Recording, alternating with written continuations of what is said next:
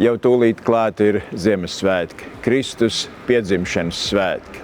Un šajā gadā Matejā esam izvēlējušies Ziemassvētku dievkalpojumiem tēmu no atklāsmes grāmatas Nāc Jēzu drīz.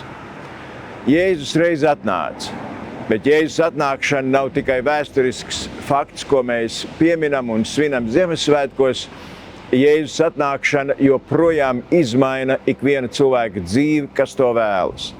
Jēzus reiz nāks atkal, un nevis kluss un nemanāms, bet spēkā un godībā.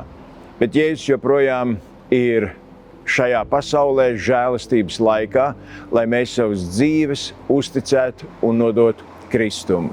Un tāpēc esiet aicināti uz Ziemassvētku dievkalpojumiem Mateja dievnamā gan šajā svētdienā vakarā 5 un Ziemassvētkos 12, 14:30 un 17.